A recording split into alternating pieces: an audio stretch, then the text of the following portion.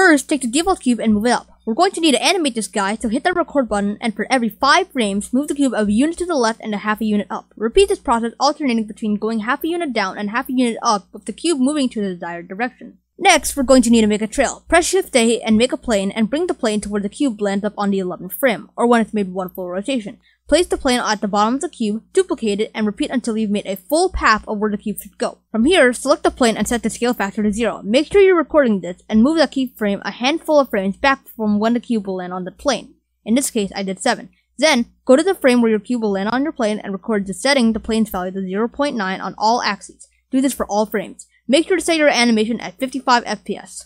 Congratulations, you have made the main part of the Gamecube intro. From here, move all your keyframes 20 frames back, give or take, and set the starting frame for the cube pretty high out of camera.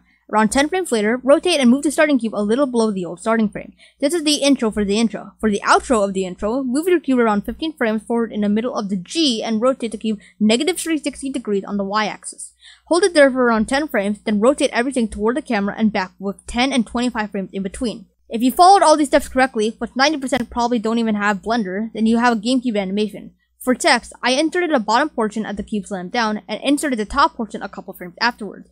Play around with timing the animation to achieve the desired effect. From here, go into render mode by pressing Z and add some lights and post-processing. Once you're happy with your final product, set the output animation to a video file and press Ctrl F12 to render animation. Why not? Thank you guys for watching. This was my first time doing a real project in Blender, so if there are any ways where I can make this method faster, please tell me. If you liked the video, don't forget to subscribe and turn on notifications. And if you guys are wondering about dual robots, it will come soon. See you next time. Bye!